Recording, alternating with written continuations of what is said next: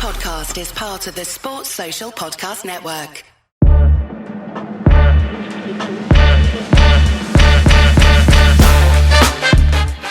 Welcome to the Ospreys Diary.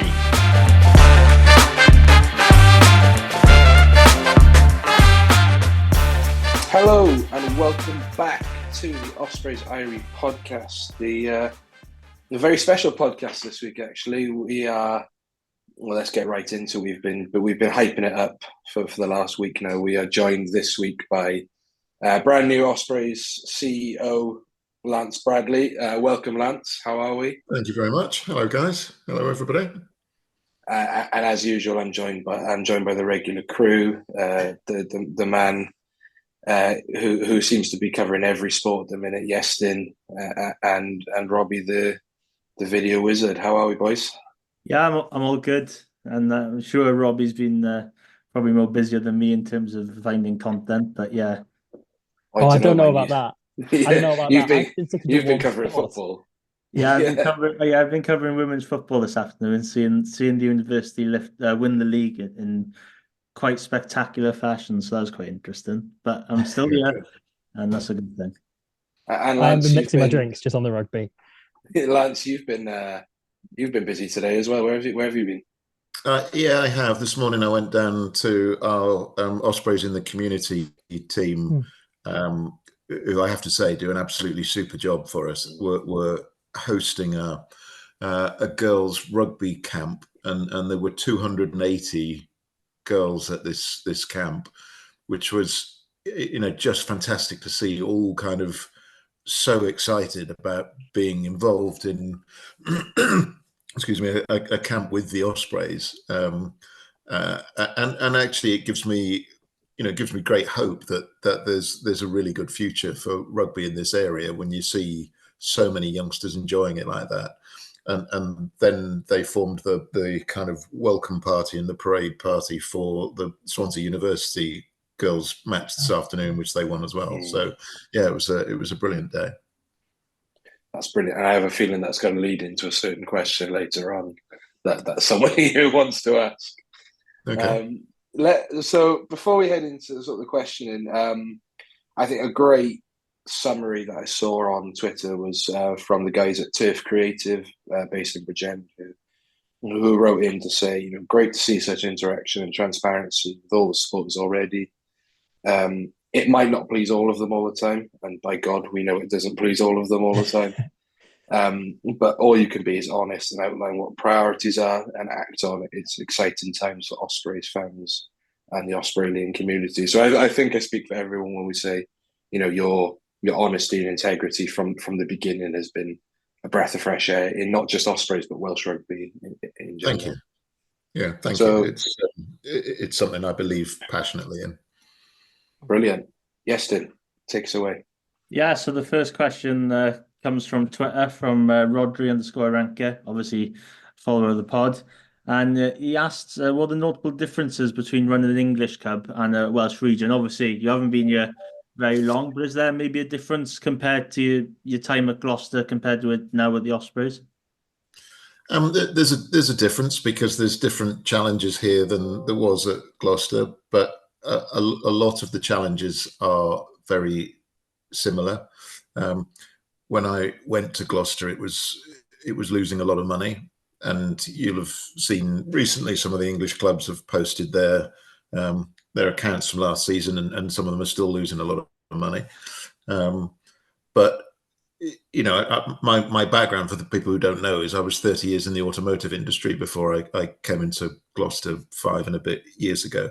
And that's an industry that has lots of turnover, but very low margins, which means that you've got to look at absolutely every expense and every revenue opportunity.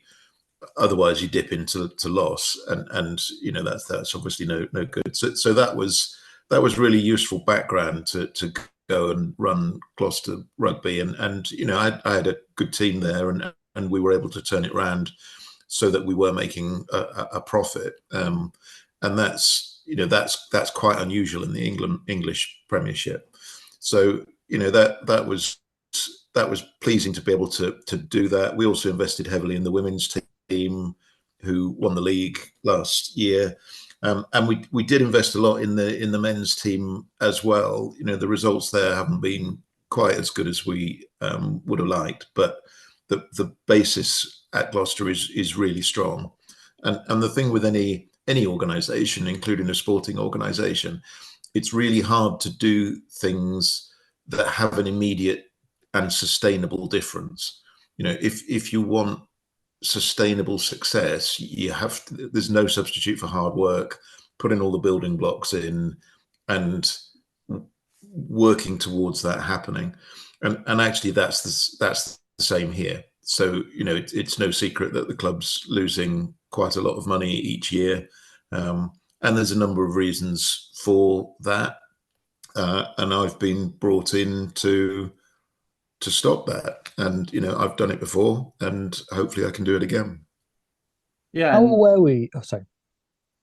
No, go on, Robbie. Go ahead. How aware were you of, before you came in, the kind of madness that is Welsh rugby as a whole? Because I think we've seen some people come in the past to positions within the Welsh regions and then gone, blimey, it's different to elsewhere, the amount kind of going on. How closely do you follow that? How much do you kind of know what was going on in Wales? I've seen it, and I've been, although I was working in English rugby, you do have contact with Welsh rugby.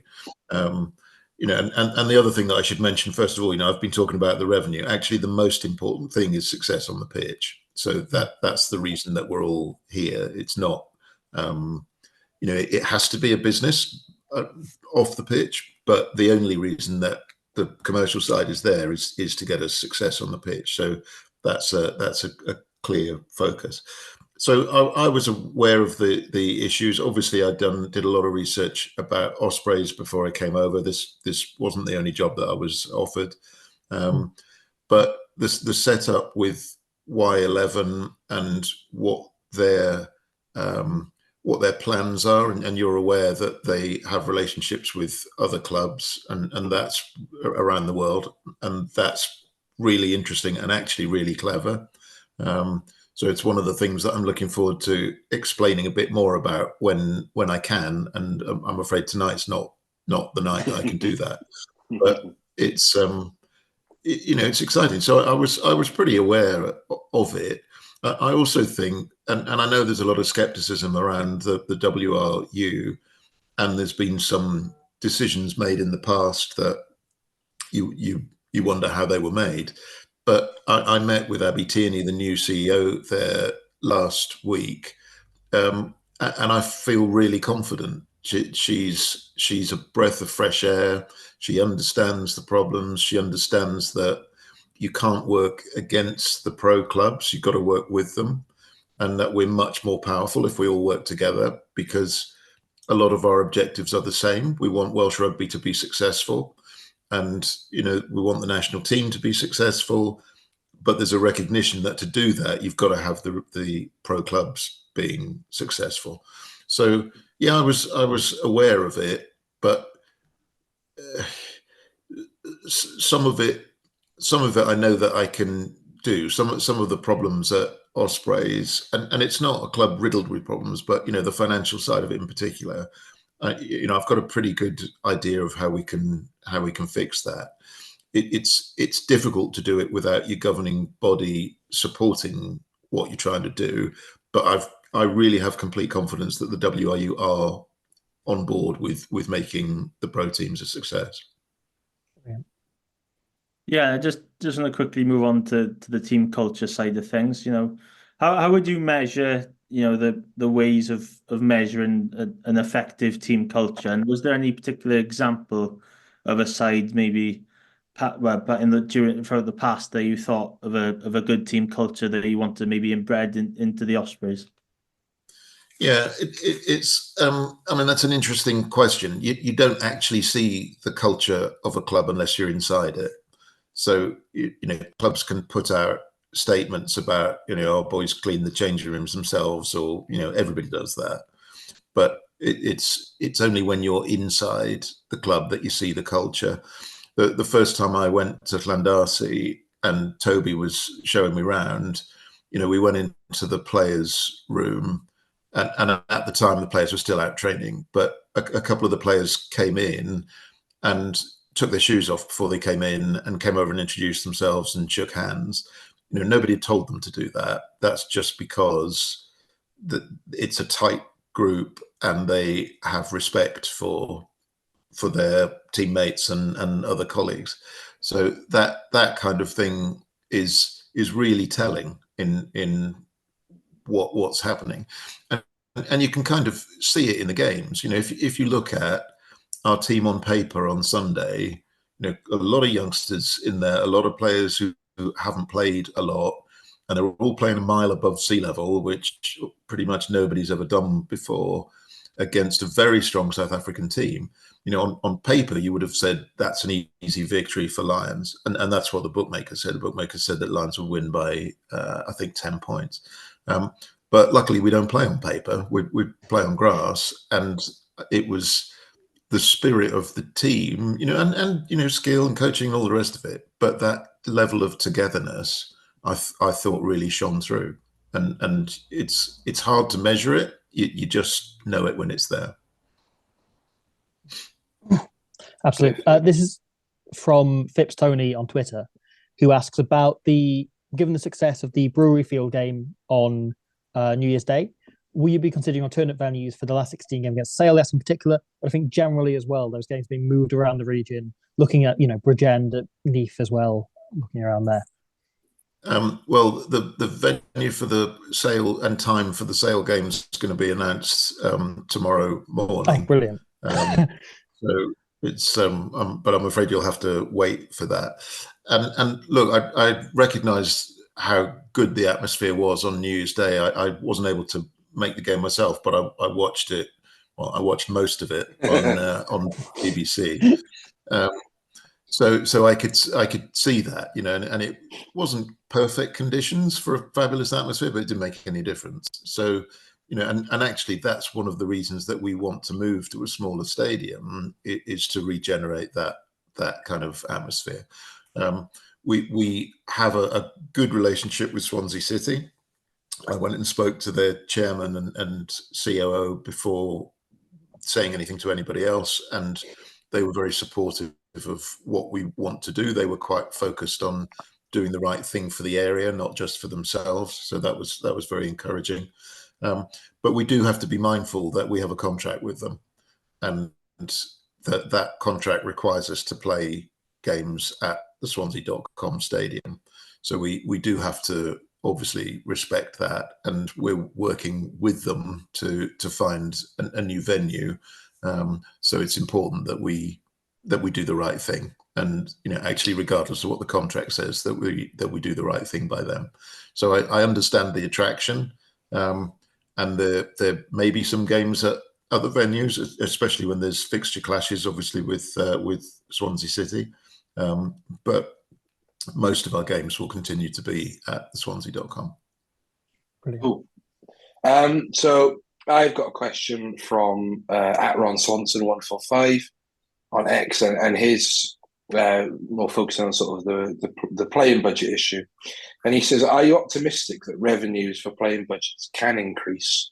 And would there be any hope of any of the four clubs signing more established, in quotes, world-class players in the future to supplement the young academy squads that we have?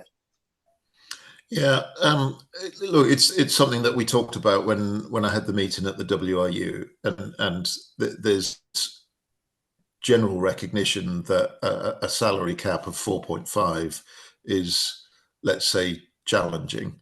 We're in a good place because our academy pathway has been strong for a number of years. So we've got a lot of talented youngsters coming through, and the coaches that they've got working with them are really good coaches. So that actually, I think, puts us in the best position of any of the four pro clubs in Wales.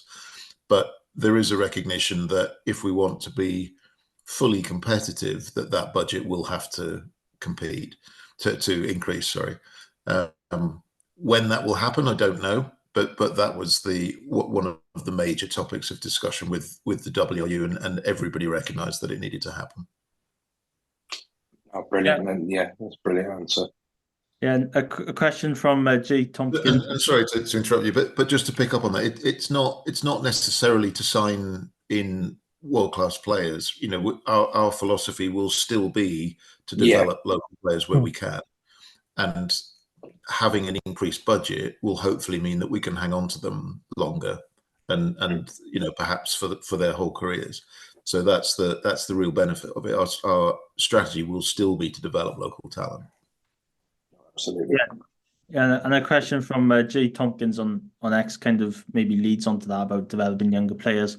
You know, what's the ambitions on the pitch for the next 3 to 5 years? You know, for the Ospreys. Yeah, I need to sit down with Toby and go through that, and I've mentioned it to him when we've been talking, but we've not had a lot of time together yet because, you know, he's been in South Africa for a couple of weeks, and then there's a couple of weeks break now. But it's one of the things that we will sit down and agree what we're aiming for. One of the things that I particularly liked, the first time I met Toby, he said, look, my rugby philosophy is we do want to win games, but we're in the entertainment business. and I think that shows in the way that we're playing. It's you know, it's not, you know, you can't, with the best will in the world, you can't win every game. That's nobody wins every game. So we need to have an experience for fans that when they come to watch us, even if we don't win, they still have a good day out. And I know that we all have a much better day out if we win. That solves everything. But we want it to be a great experience. And if you've watched a really entertaining game, and you know, for whatever reason, the other side is just, you know, better than you can still enjoy it. So success is obviously measured in things you win, but it is measured in other things too, like how entertaining the game is. And our game is actually really entertaining at the moment. You know, somebody said to me on Twitter today, you know, I'd come, but I expect you to win 60% of your games and 80% of your home games. You know, we've won 62% of our games and 86% of our home games. You know, so we are an entertaining side and we are a successful side. You know, and that's something that I'm surprised that there's a group of people, and I know it's X, and that's not necessarily representative, but who just seem to think that isn't the case, that we're not playing exciting rugby and that we're not winning, when, you know, neither of those are true. Just to quickly follow up on that, and then this is probably a question you can't answer. What is the situation with Toby's contract? I would never talk about an individual's contract. Obviously, is that something that's ongoing? It does, as I say, I would never talk about. That's fair. That's fair enough. That was a pie in the sky question. No, that's fine. So just to pick up on the point you're making about fan experience, this is from Sydney Squash on Twitter again. What, in your opinion, are the 3 most crucial attributes for the new stadium when it comes down the line? In terms of fan experience, or in terms of so it's primarily for supporters, but, you know, also anything else from any angles. Yeah, I think we need to be able to generate a great atmosphere. So that means that it needs to be the right size. And what I would actually like is a stadium of, you know, and we haven't fixed on numbers, but we're kind of thinking around 6,000, because I want it to sell out. You know, at the moment, nobody buys a ticket early because, you know, you can walk up on the day, and then if it's raining, people don't come. So it's we need to get away from that, and people always want what you can't have. So, you know, if we start to sell out, we'll get more people wanting to come. But when the fans do come, you know, it needs to be a good stadium. It needs to be easy to get in and out of. There needs to be pre and post match entertainment of some kind. The food and drink needs to be of a decent quality and at prices that people think are reasonable. And, you know, food and drink prices in a stadium are never going to be as cheap as you can get in Weatherspoons. That's not how it works. But you can get the quality up to a level that people find good. For hospitality fans, we need to have good hospitality facilities. We actually do have that at the Swansea.com stadium. The quality hospitality is good there. But we need to make sure that we've still got that as well.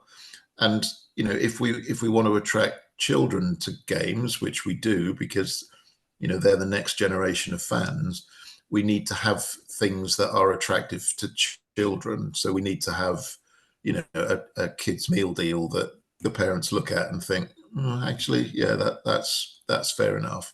And we've got the Ospreys mascot who goes around, anything to engage the different groups of people.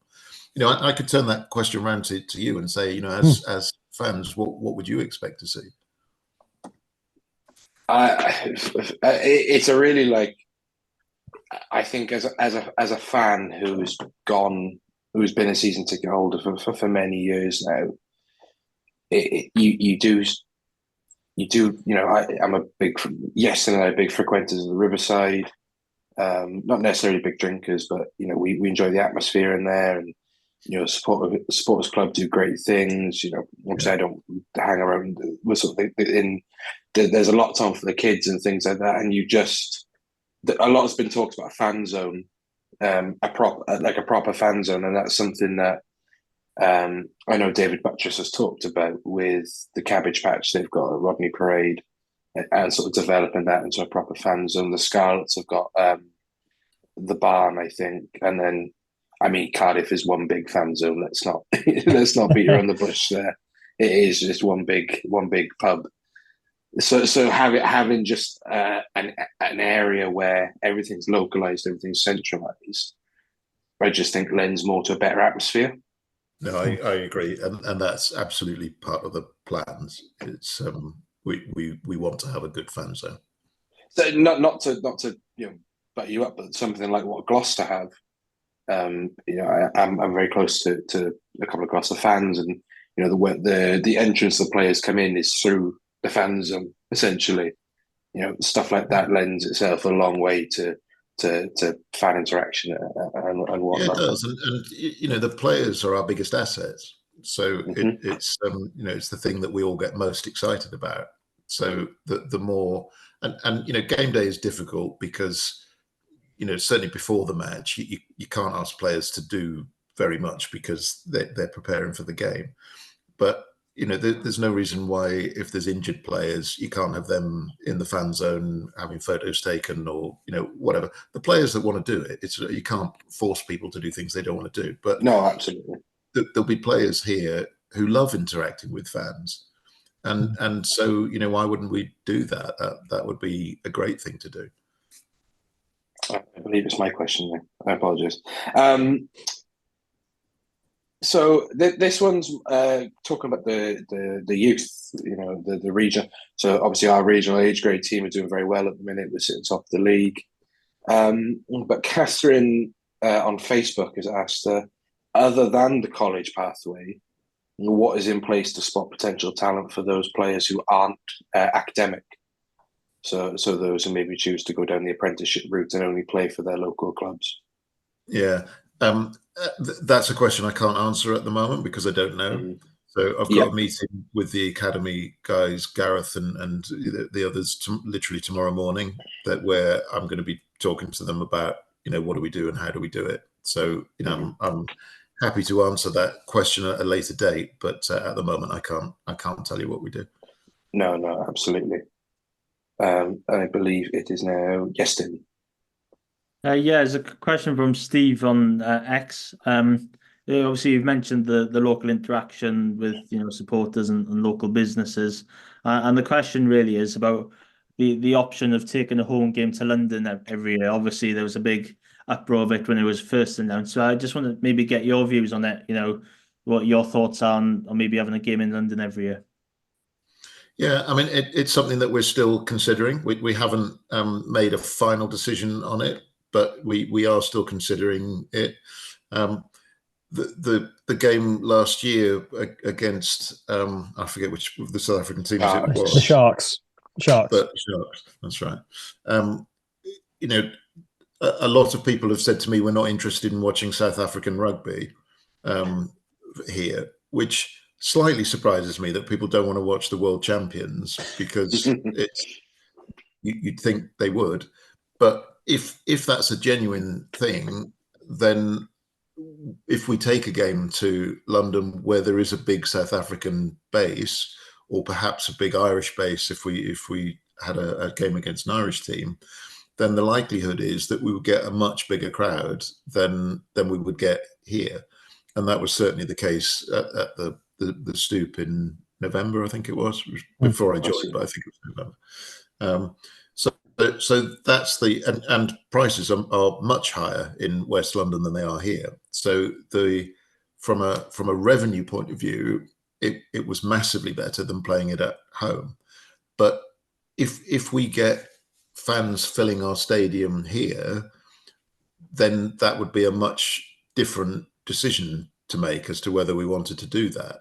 You know, it's partly promoting the URC to a different audience by taking it to London, and it's partly because it's and promoting Ospreys to a different audience, and it's partly a revenue consideration, because we did make much more money from the game in London than we do here. So we are looking at it. I would love to play every game here to a full house, and if we get that, then that's the perfect solution. But if we're not getting that, then we have to look at what other opportunities there are. No, absolutely. I just to pick up on, I mean, it's kind of the $1 million question, the big one that Di Bish on Facebook has asked. On the new ground, he asks, when are we likely to see firm plans or firm suggestions on the new ground, on the location and other details? Well, what we're currently doing is feasibility studies for a number of options, and a few people have said to me, "Yeah, but you've already decided to go, here or here, or and it's always somewhere different depending on where they don't live." No decision's been made. We haven't signed anything. We've had some really good conversations with the appropriate people in a couple of locations, and I've got other meetings next week. As soon as we're able to have something definite, we will tell fans, and I want to keep people informed. As for timescale, it's going to take a little while. I've said that I want to hear from fans, and we're setting up a meeting at the game against Ulster on February the 18th, I think it is. 18th, yeah. So, because that's important, I want to hear what people think. At the moment, it seems that everybody from Swansea thinks we should stay in Swansea. Everybody from Neath thinks we should go to Neath, and everybody thinks we should go to Bridgend. But and I get that. But it would be interesting to hear the views of people who actually come to games as to what they think. We're also going to talk to our business partners about what they think and their views on it, and we're going to take into account the views of people who don't come to games but might if we did something different. So to answer you, it's a rather long-winded way of saying I don't know yet, but it takes a while. It takes a while to plan it, and we have to make sure that we get it right. We do also need to see some indication from fans that they're willing to support the club, because the current level of support that we're getting isn't enough to justify a new stadium. So we need to see that, and I've been very lucky. I've had a load of interaction on X and in the press and what have you. We do need to see that translate into ticket sales, just to say, yeah, actually they are engaged and interested in what we're doing. And therefore it's worth pursuing this. But I would think that it's probably 3 months before we'll be able to give you a much better indication. So what you're saying is we won't be merging with Ealing anytime soon? No, we won't. And to be clear, we're not going to be merging with anybody anytime soon. No, absolutely. sort of on that announcing the sort of time frame type thing. It's getting to the time where re-signings, especially in the climate that we're in, are happening. Cardiff have started to announce theirs. Dragons have started to announce, their re-signings. Are we likely to see any re-signings in the future? In the near future. I certainly hope so. Good, that's good. We just, I think fans have a real affinity to this squad, more so than maybe the Galactico eras of the past, because of just how relatable this squad is. So you're so keen to make sure that you especially your local boys are sticking around. So. And that's really important, and it's one of the things we're working on. Is the squad has a lot of local boys in it, and we need to make sure that there's the connection from where they are now to where they came from, and we've got a few things planned to emphasise that. I can't give you details of the re-signings at this time, but you won't be disappointed. Brilliant. That's what we like to hear. Speaking of, you mentioned at the start both, everything you've been up to today and when you were at Gloucester, the role you had in Gloucester Hartpury and building that up and building that to the point at which, as you said, they won the league last year, which was amazing. And in that first interview you gave with the Ospreys YouTube channel, when you first announced you came in, you mentioned wanting both little boys and little girls in the future to be, building towards dreaming of playing for the Ospreys. Is a full-fledged senior women's team something that you have as a target, something you have in mind, something that's in any way in the conversations, or is it kind of just a pipe dream for one day? No, it's absolutely in our plans, and it was something that when I was talking to the Y11 guys before I joined, there were a couple of things that I needed to understand. One of them was the commitment to move stadium. But the other one was we need a women's team, and they're in complete agreement with that. It's essential for us to have a women's team. The only question at the moment is what league would they play in, and how soon can we do it? So because as you know, there are a couple of women's teams in Wales now. So we just need to understand where our team would fit into it. Yeah, that's really exciting. Yeah, I think so. And it's really important. Not just because it's the right thing to do, and why would you exclude half the population from playing for your club, but it's really, if you look at what's happened in particularly English football, women's football, it's exploded. And actually rugby's doing the same. At Gloucester we hosted the England v Wales Six Nations game a couple of seasons ago. And it was a world record crowd at that time, and it was, I think it was 15 something thousand. The record now, 2 years later, is 50 something thousand. That's how quickly it's growing. It's you ignore it at your peril. And from a financial point of view, the sponsors, when we started doing the proper investment into Gloucester Hartpury, I went to the Gloucester men's team sponsors and said, you'll do the women as well, won't you?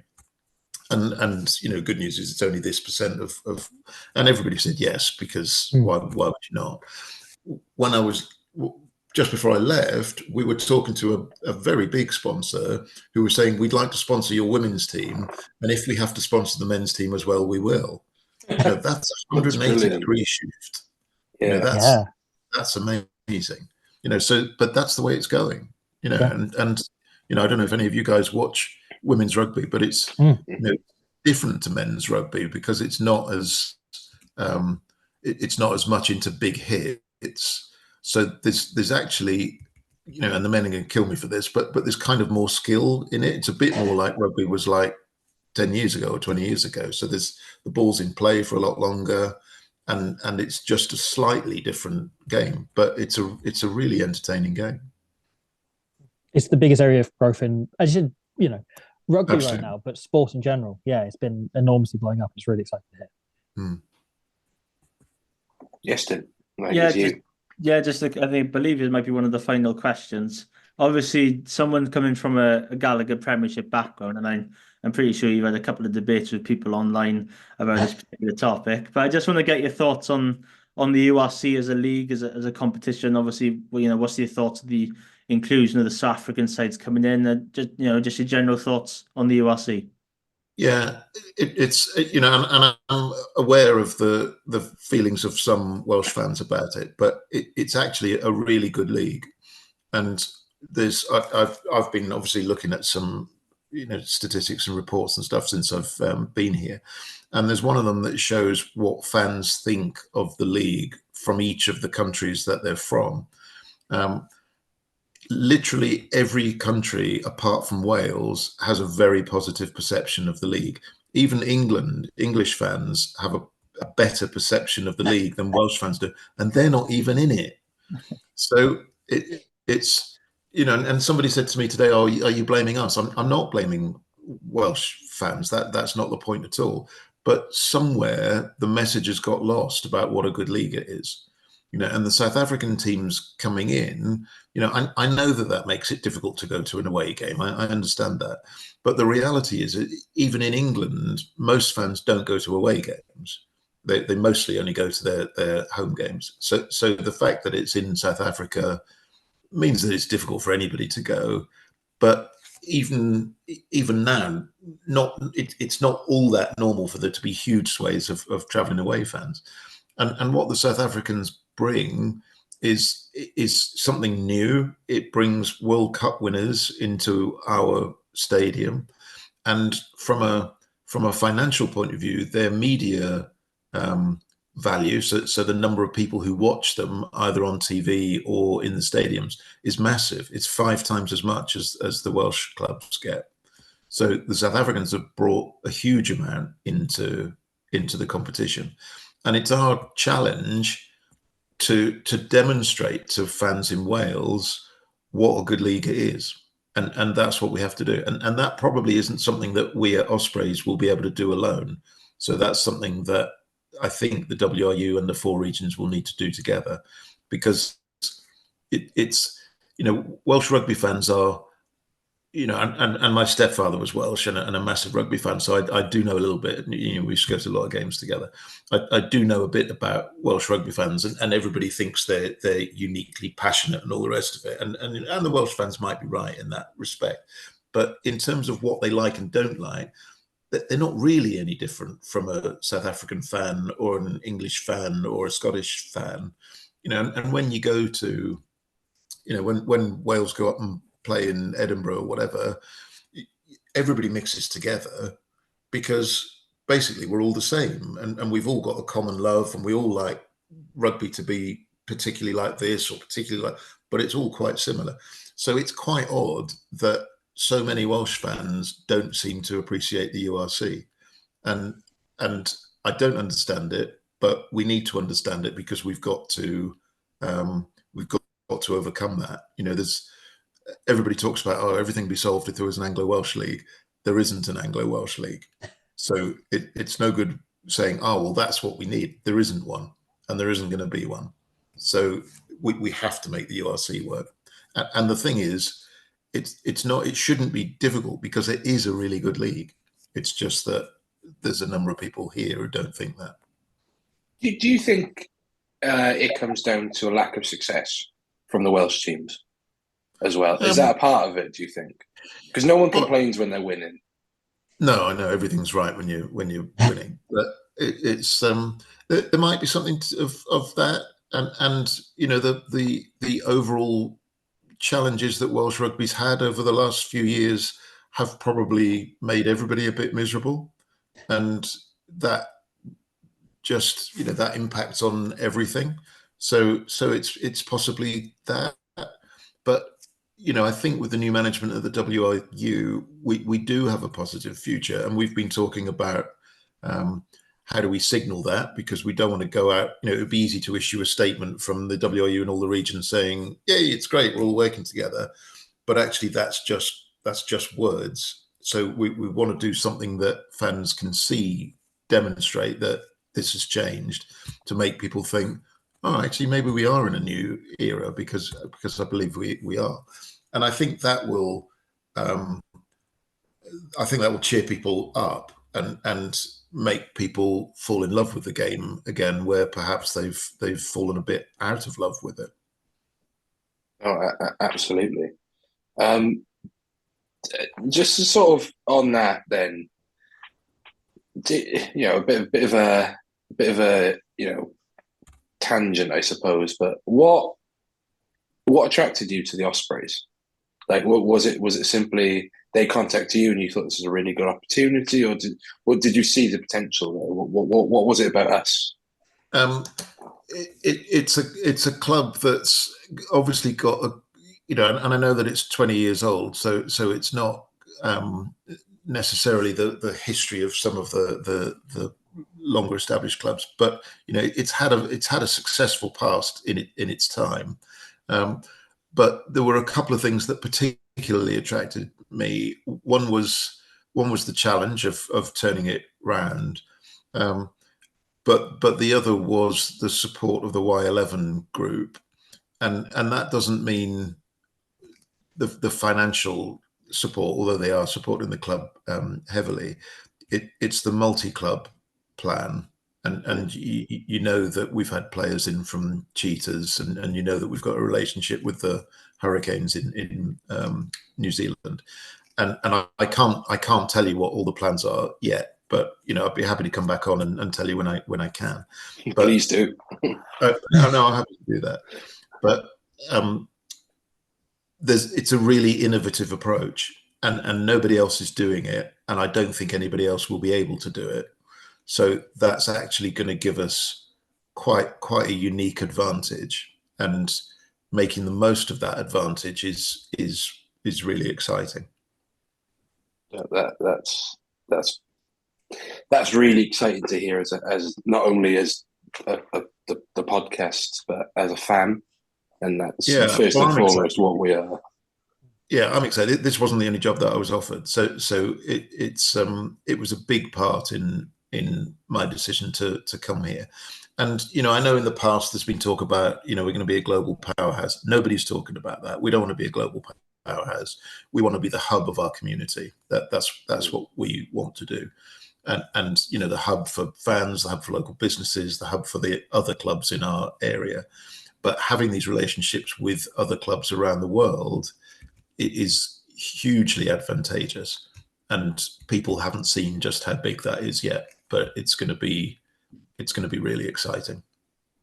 When we might start to see the sort of things you're teasing come through and chase up? Yeah, not very long in the future. Okay, interesting. Boys, do you enigmatic, but we've got a comms plan around it, and okay. So we'll stick to that. Do you gents have any more questions for Lance before we we don't want to take up too much of his time? I've got one fine, maybe a bit off topic. How much of the last 10 minutes did you think from Sunday's game did you think there's a real chance that we might win this? Yeah, I mean that was an amazing performance. I spoke to Toby on Friday when he was down there, and I said, how's it going? And he said, well, training's been interested because most of the boys haven't been a mile above sea level before, so it's that's been different. And as you run out of oxygen, so it's pushing against the South African pack for 80 minutes is hard work at sea level, but a mile above sea level's like even harder. But I'd like to say I thought it was never in doubt and that I was sure right from the beginning that we were going to win. But as we said at the start, I believe in integrity and honesty. So it was it was a very exciting finale to the game, and actually just shows how tight the boys are, because they're all exhausted. There's no oxygen in the air. They were, what was it, 11 points down with 7 minutes to go, something like that. And they didn't roll over, even though there was a load of youngsters on the pitch. And they scored 3 tries and won the game. And what a fabulous result. Do you have a favourite player that you someone stuck out so far? Of course not. Of course not. I like all of them equally. That's the boss's answer. That's what my boss says about his employees, and then yeah, brilliant. We all know his first employee is Kieran Williams, though. Yeah, my boss is one of my bosses is a big Leinster fan, and really? told me the other day that but his coach at university was a certain Mr. Toby Booth. So wow. So when he found out I was an Ospreys fan, he was quite excited about that. He was reminiscing on his university days. But even then, that I think that's the type of thing that endears us to Toby a lot, is that life experience, as well as being, this rugby man with a philosophy that certainly us three share deeply, but having that life experience as well as being no doubt he's a great asset to the club. He's fantastic. Well, Lance, we don't want to take up any more of your time. Thank you so much for giving up this time.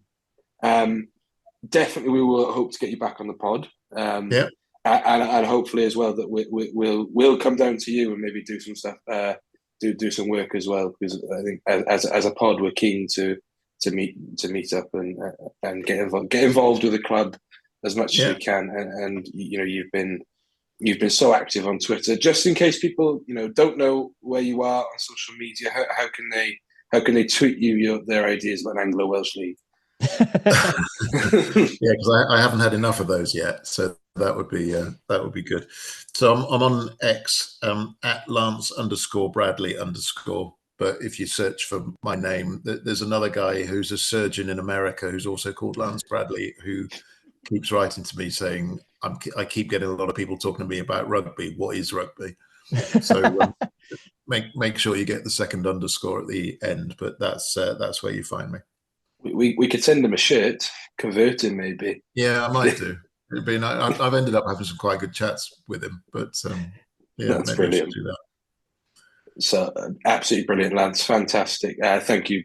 Thank you once again. No, and my pleasure. I will see you again soon. Great.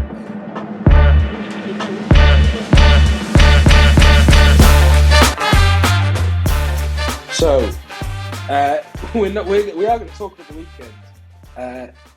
You've just heard the Lance Bradley interview, which was surreal, and huge thanks to Lance. It was amazing to have that sort of conversation with, let's be fair, the godfather of the thing we support. We're just three blokes who really love the Ospreys, and we've got that. So that's amazing. If you want to hear the news, just rewind about half an hour. That is the news. There is virtually no news around this week. A lot of the news is that we're going to get news soon, and all of that news sounds really exciting. I just remain calm, be patient. It is coming. Trust me. If you can get to the Q&A in the Ulster game on the 18th, please do. We're going to have our man on the ground there, aren't we? Iestyn, are you going to be our little mole, or are you in the prawn sandwich seats? No, I think if all is well, I'll be. I won't be having any prawn sandwiches in the press box. So no. Well, actually, I don't know what food they provide in the press box. I've never eaten there on my 2 visits. But what they serve in the press box. I actually don't know, because every time I've gone in there, I've just gone in there and opened my laptop and just done a bit of preparation for the game. So I'll never know. So I have right next to me, speaking of press box food, right? These are a pack of biscuits from Wayne Pivac's last press conference as Wales coach. That was left out for Pivac and he didn't eat. And then they were just left afterwards. And I just noticed no one was looking at them. So I stole a packet of biscuits that's been sitting on my desk now. So for our audio listeners, what biscuits are they? So they are, good point, Walker's gluten-free pure butter chocolate chip shortbread. Honestly, they look lovely and I wish I'd eaten them. But I thought it was a fascinating thing to keep hold of. For me, that sums up what Pivac did to Wales. So if Gatland's Wales team's a biscuit, right, it's a digestive or like a rich tea. It has a purpose. You know what it's going to do. It doesn't disappoint you. Wayne Pivac comes in and puts all butter cream chocolate chips. It's got all this added shit that doesn't need to be added in, and then they no one never takes it leave at the the end. wrapper. Yeah, they No never one leave takes it the at the end. wrapper. And somehow Johnny Williams plays. That's what happens. Josh McLeod gets a cap. Josh McLeod is in that biscuit somehow. Sorry, He just chokes him. That's how he got injured. His knee is in that biscuit. That's therapy for me. Why is Josh Turnbull in this? Why is he going to game against Canada? Oh. Well, there's an absurd stat. Not to divulge on Josh Turnbull too much. There's an absurd stat that he's got a Grand Slam for or at least a Six Nations Championship for every 4.5 caps. Josh Turnbull has won. It's the only person who's won the Six Nations twice without playing a minute. That is something you'd be on Rugby Connect, or that's a Sam Lana. That's a Sam Lana stat. Sam should be all over that. Yeah, we're for some reason we're going off a tangent. We've got one of our best wins to talk about. So this is so Ospreys. We're not used to this shit, all right? Boys, we won in South Africa on the weekend. Unbelievable. I would just like to preface this. It is not our first ever win in South Africa. I mentioned this on the Rap Pod on Monday. It's our first ever win against good teams. I love you, cheaters. You gave me Daniel Kasende, right? But unfortunately, you were not a serious team. Southern Kings, you don't exist anymore. The Southern Kings, that game was actually the first ever time Adam Beard produced a miss pass. So that is that's something that we should all basically remember. When you've got Adam Beard throwing miss passes and Dan Evans scoring hat tricks. The strange thing about it, Bradley Davis is out on the wing receiving that miss pass and scoring in the corner. As he should be. I would expect nothing less. So it was our first ever win in South Africa. It's our first ever time beating the Lions. We have been agonisingly close before. Curse you, Jack Walsh, missed kicks. But I do love you. And that Reece Webb giveaway once. Yeah. That was more annoying than the Walsh missed kicks. No, yeah. I think I blocked that out of my mind. I'm still wrapping my head around this because we won in South Africa when. So let's rewind. We spent the week talking about the permutations, and we even spent the last chunk on the pod talking about, do you know what? If we just play well and then the Dragons don't do shit, we'll get a good draw. We won't get Sharks away. Yeah, we kind of have. This is the thing, right? I rediscovered last year during the lead up to that Leicester game, and particularly afterwards, how much I used to enjoy, which I completely forgotten, European permutations. It's been such a long time since we got out of a group. And like a pig in shit all week, bothering and irritating you both about this is who we could be playing, here's everything that's happened. Saracens have scored 14 points rather than 13, I guess. So this is coming here. This is going to change now. The thing we said was if we win, we get a home draw, but that's not going to happen. So let's leave it out. And then the thing is, anytime we think they're not going to find a way, Toby Booth steps up and pulls out his little notebook that says find a way. Yeah. And out of nowhere, they produce that final 10 minutes. A final 10 minutes I've already watched. I mean, how many times have we all watched that final 10 minutes back? Because I'm quite a few by now. I will admit I have not watched the final 10 minutes back.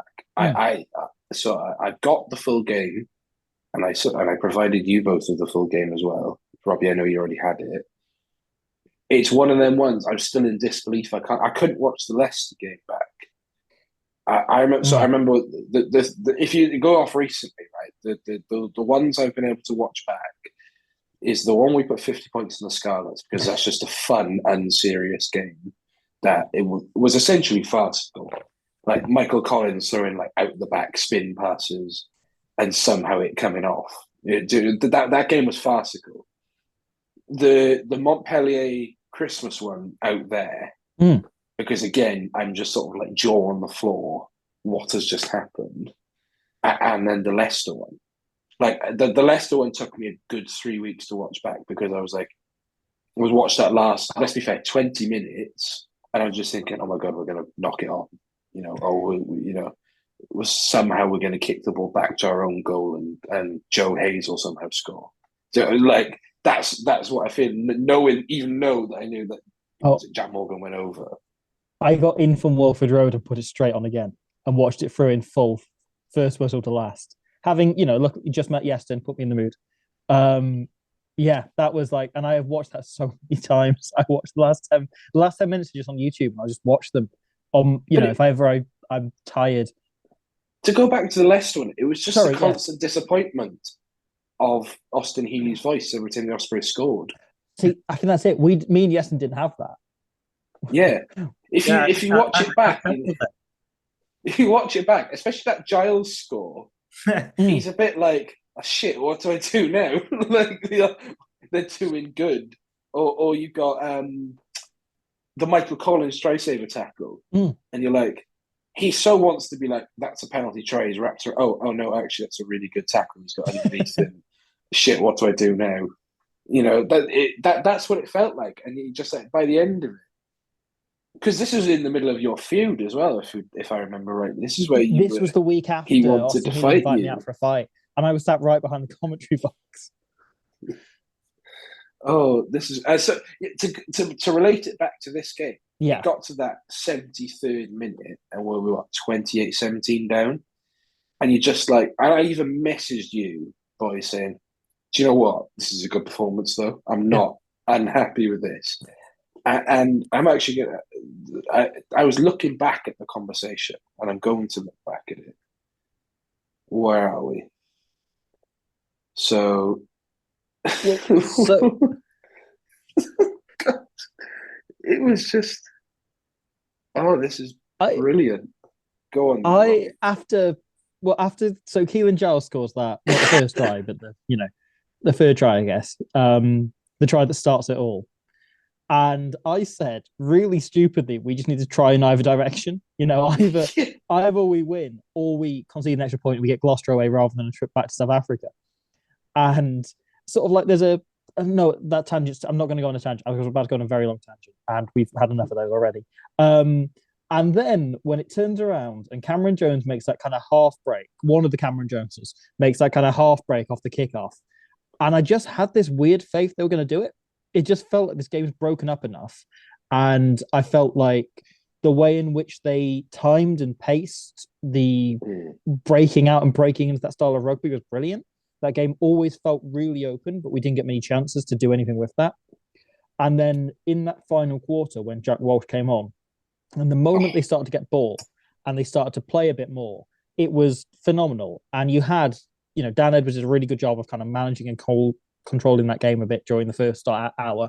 Jack Walsh comes on and gets to do the thing that he does, which is running a lot, making a lot of half breaks, throwing speculative offloads that Adam Beard can't get low enough to pick it out because, it was like at human head height, and creating everything that goes on there. It was a brilliant kind of team performance of kids who didn't know they weren't allowed to do this and weren't supposed to do this and should be afraid to do this, doing it. It was incredible.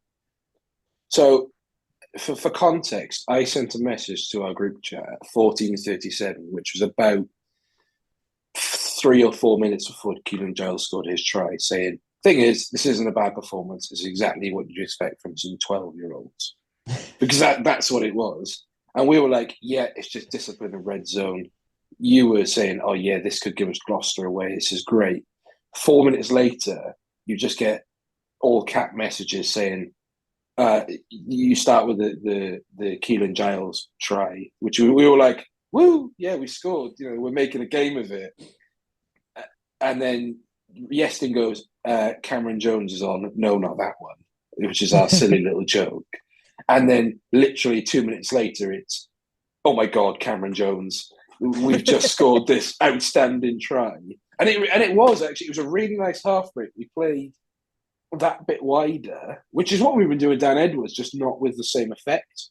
Cameron Jones hits this really nice weak shoulder, goes around the hooker, and then has the wherewithal to give a really good pass to Owen Watkins, who had a stormer.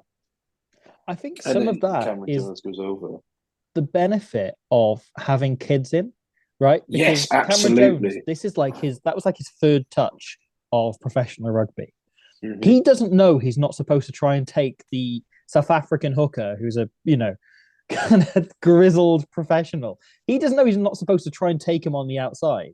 He's been kind of in this environment expected to play for a few days after the injury crisis. He is coming on and playing his first game.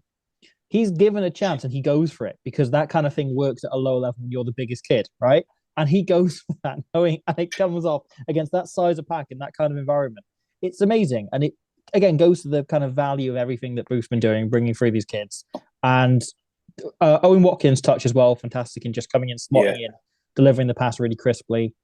Just phenomenal. And as you say, there's then kind of awareness to draw and get back to Watkins. And then Iestyn, what happened to you in the last 10 minutes? Right, so there's about 3.5 minutes to go. Cam Jones has just made a break for Cam Jones to score a try. And then you're thinking, right, just don't give the ball away and make sure everything goes to plan. Just do what the Ospreys don't do and close out the game. And Cam Jones does a very good job. That is in the scrum half who exits for touch and does a really good touch finder. And they play phases, and I'm thinking, right, they're keeping this tight. It's not that bad. There's no offload going in here and there, but the defense is coping. And then one phase that there's an offload that goes in, and the Lions go out wide. And I'm thinking, oh right, but there's enough, there's enough protection there. Giles makes a really good defensive read. He does slip off a tackle, but it's all covered up. Owen Watkins makes a brilliant counter-ruck and disrupts everything. And then my TV thinks it's a really funny idea that they lost connection to the satellite signal. And next thing I know is I'm frantically trying to make sure to get my TV back in working order. Well, in some sort of working order. It was messing up for the rest of the evening. And so I was trying to get my TV up in working order. And then my phone goes rather ballistic in many ways. And it turns out from what I didn't see was a 50-meter intercept from a 19-year-old Morgan Morse. Let's say your mate Morgan Morse, but yeah, your friend, like your actual real life friend Morgan Morse. Couldn't be bothered to watch someone who I can comfortably message after the game and get a reply, which is very rare when I'm watching any sort of rugby match. But and one part of me was absolutely delighted because a win out in South Africa, a home draw. What more do you want? And the slight inkling of me was absolutely devastated because I missed out on the intercept, which was brilliant. His dive, which was, I think, a couple of boys that I know were debating it and calling it a bit questionable. But I think that'll be up for debate. And then all the celebrations that were going around down at the touchline where you see like Luke Morgan, who's a travelling reserve, just jumping up and down like a wild thing. George North with one arm just high-fiving people. So on one hand, it was brilliant, but I couldn't watch the last 2.5 minutes, which was bitterly disappointing. What was great about it was, so he made the interception try, he scored it, but I loved every time they panned to the Osprey sidelines because it just looked like some sort of Neath and Swansea boys who'd gone out for a lad's holiday. Because rather than wearing like their normal kit, they're all in vests. And I'm really surprised that Luke Davis wasn't like tops off with a beer. Because that would be what Luke Davis would do. Like chucking a beer up in the air, or like, Rhys Henry's got like a wet towel on his head and he's just tops off like he's a dad at like an all-inclusive holiday he's taking his kids to. It was just that he scored that try, and Robbie and I are like, we've lost our voice. I am delirious. I was hoarse for like 2 days. I don't remember the 73 minutes that preceded that match, like the bits before. Like, so I get a message at the start after Owen Watkins scores his first try from and I will call him out because it's playful banter from Hugh Griffin. who has this theory that Ospreys score tries by accident. And I was like, okay. And I messaged him at the end in all caps. I said, does that one count? We didn't get a reply. But it was just the permutation, just everything that led up to that game, the context of it. We messaged in the week saying, who have we actually taken out, to South Africa? Like, genuinely who have, we were counting Instagram stories just to see if we took 28 players out. That's dangerous. And we came out with virtually no injuries. And we won. And I'm not asked about the stats either. I'm normally first one to go and watch the stats and be like, what was our scrum percent? What was our line out? What was our defense? I don't care. All that matters is we won 28-38 out in South Africa. And don't give me this, they're the Dragons of South Africa or whatever. They're not. They're a bloody good team. Right? There were the Lions, you've got to remember, have been the where South African stars come from when they go to the biggest South African teams. And there was a piece on, I think it was SA Rugby Blog or one of the South African rugby websites, a month ago, saying we need to admit the Lions are our best and most exciting team. And, because they were the ones overperforming when the Sharks were underwhelming, and obviously the Bulls and Stormers have pulled it back since they got the box back. But, this is a good team. And these are really difficult conditions. This is one of the most difficult places in the world to go. They have a brilliant home record. I don't think they've lost to a non-South African team since they joined the URC at home. I probably am wrong on that, but I believe they've got an amazing record at home. I know because I did this show with Sivan Gazy, the South African comedian, last year and the year before, and he was always very up on their record at home. And to go away and in that fashion, in that style, as you say, nothing else really matters. It's the most find a way win ever imaginable. It's the sort of game where you can't really analyze it. You just need to be superlative about how great it was, what it meant, how it felt. We all went in figuring this was a lost cause. This was a game, it was going to a fun little goodbye to this nightmare 13-week block that Toby Bruce mentioned endless times. It was the most difficult block of games he's experienced as a coach, and right from his days coaching university rugby with your boss, and to come to the end of that block and pull off that win in that style with that team, which, as you said, during the week we weren't sure we'd get 23 players out, just up there with the best Ospreys wins that I have ever experienced. Iestyn, is that the best win for the Ospreys, full stop, or recently? It's up there, isn't it? And I was speaking to someone, and there's a bit of chatter about it on, some Facebook was saying, what's the most impressive performance of the depleted side? I think comparing that performance with the one against Leinster in 2021, and you're thinking there's a lot of things that are quite similar there in those two games. A charge down try. Who doesn't love them? And I think it's definitely up there. I can't really rank them all at the moment because I still think the away game in Montpellier is somewhere in the mix. But I also think the home game was brilliant as well in terms of the actual standard of the rugby and the performance that the Ospreys had to put in. No, because that game included Carl Dixon, and that's never in my. Oh, geez, yeah. Oh, yeah, that's never in my top games. Might be removed, or maybe down the pecking order a little bit. And obviously, you've got games against Leicester. The recent example of last year when I spent the rest of the weekend working out European permutations. Yes. Thinking, don't send us to Durban. Might be a small chance of Edinburgh. Saracens okay, but we might lose. And then Edinburgh do whatever Edinburgh do and kick the ball out. That was hilarious. That was brilliant. I watched that and thinking, you thick fuck. What do you do? I couldn't watch the game live, and I was keeping updated on my phone, scrolling through Twitter, and all they just see was everyone erupting laughter, thinking, "What's he doing? Why has he kicked that ball out?"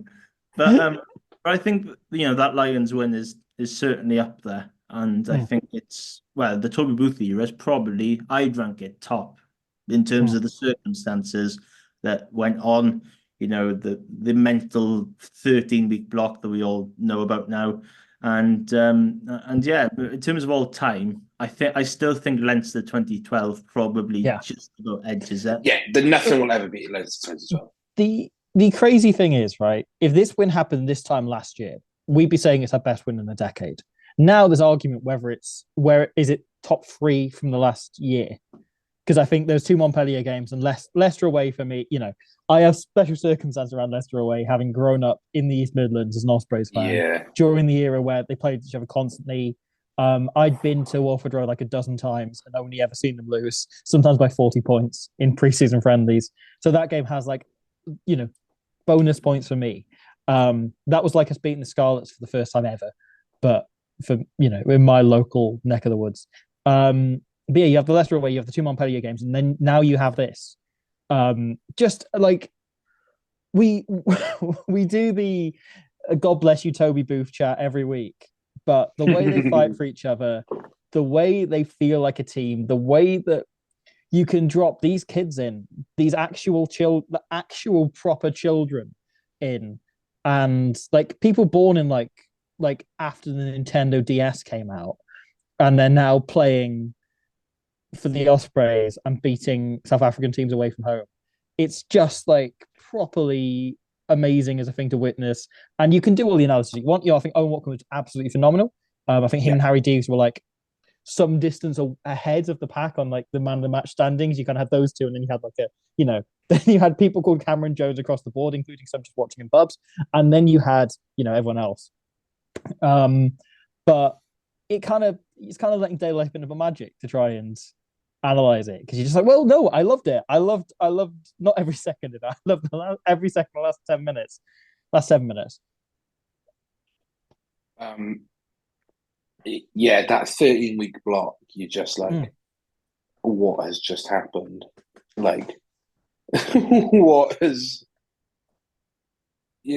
So let's have a look at that 13-week block, right? I don't think there's much more to talk about the game. Lions' discipline was awful. PJ Boat has been cited. I'm not sure if he's been banned. He's definitely been cited for what I assume is the elbow to Harry Deeves, which, again, is the second time it's happened this season to Harry Deeves. I'm starting to think it's personal. It might just be the colour of his cap. Maybe everyone just doesn't like the colour yellow. Yeah. They want him to be blind so he can fit on with his nan. So let's talk about the 13-week block then. So you can probably include pre-season in that as well. So going into pre-season, I was very skeptical. So I was like, what are we going to do? We're living in a post-Alman Jones world. How do we come back from this? I was really gutted about losing Mikey Collins. Shout out Michael Collins, one of the best imports we've had in years. We were sort of at a lull. The Judgment Day game sort of had everyone a bit of a sour taste in everyone's mouth because Cardiff were unbearable. So I was a bit like, And then you have that first. So you have the Dragons game and the Cardiff game, and both the Dragons game, sort of how every game at Rodney Parade goes for us, awful. And you're thinking, Dan Edwards didn't play well. What is this an omen? Then we go to the Liberty, we play Cardiff. It was sort of like a bit of farcical, Then the season starts. So what were your thoughts going in? You saw his 13-week block. What are your thoughts going into the season, boys? Like what's your aspirations? I I just hope that we manage to just, play every game. If we could sneak a win here and there, maybe match, some games that they might have, maybe might have lost narrowly last season, maybe fixed them. It'd have been, maybe a bit of a successful season. I always thought with the budget cuts and everything, I probably one of the biggest things that I pointed out was probably winning at Parc y Scarlets, because obviously, it hadn't been done for such a long time from an Ospreys perspective, since 2015. And you thought, everyone's kind of on the same playing level with the budget cuts, squads are a bit tight. And you still thought, if you had your first 15 out, that pack is still quite strong. The backs look quite tidy. And you thought, there's a real good chance there that we could, end that duck. And then obviously, I think I was working at Pontypool against Pontypridd in the Welsh Prem with my laptop not really working. The Affinity Derby. Try my laptop not really working on S4C Click, seeing Keelan Williams drop the ball at the first touch of the season. Oh, geez, yeah. And you're thinking, right, this is going to be interesting because it was so the screen quality of my laptop was that bad that day because of signal. I thought he just caught the ball and kicked it out, and then it eventually reloads and refreshes up, and I see it's like 7-0 to Connor. I thought he just kicked the ball out. How have they scored so quickly? And then obviously you see at half time and you're thinking, this could be a long, long season. But then I think what summed it up for me was that second half performance in Galway. Yeah. It might have not been the result they were looking for, but the amount of positive shoots that came out of that game kind of spurred it on for the rest of the season. Then you have the Zebra game, which was like the Lorenzo Pani and co show, which was brilliant. I really enjoyed that game. And then it just kind of built on from there in a way, with the odd blip like we've seen against Glasgow Dragons and Benetton. But on the whole, I feel it's been really positive. And I certainly didn't expect it to be this positive at this point of the season.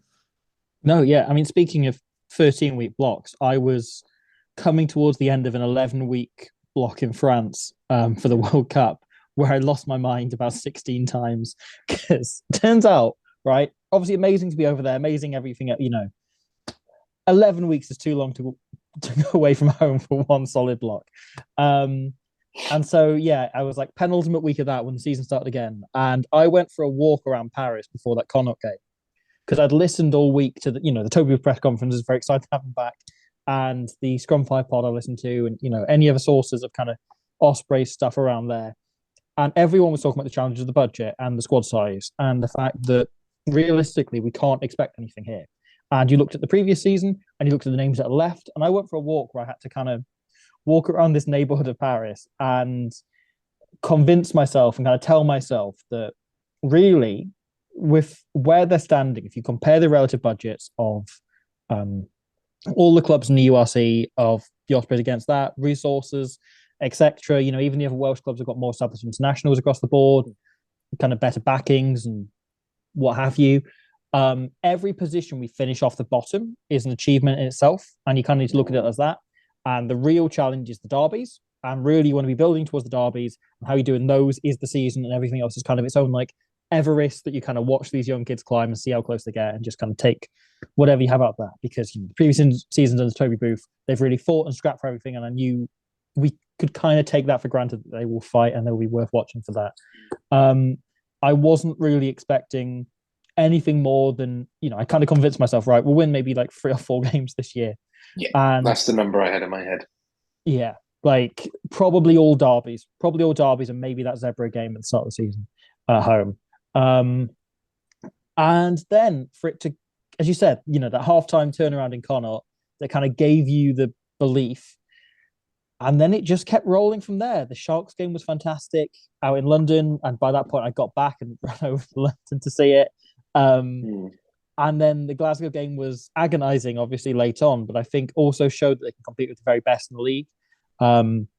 And yeah, you have the Dragons game. It's kind of Dragons and Montpellier, kind of the only 2 blips where the standards dropped. Like even that Benetton game, it was that group of kids that eventually go away and beat the Lions on the whole. very similar teams. That was their kind of first hit out together, and a lot of them playing their first start. And they built from there into something that's really special. This is a season I think we'll remember for a long time, no matter how the second half of it goes.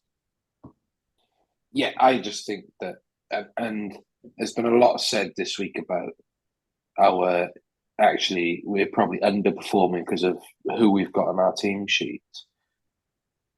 That's with probably the exception of the Dragons, and this is no way to disparage the Dragons. If you look across the team sheets or squads in general, why aren't Cardiff or Scarlets competing?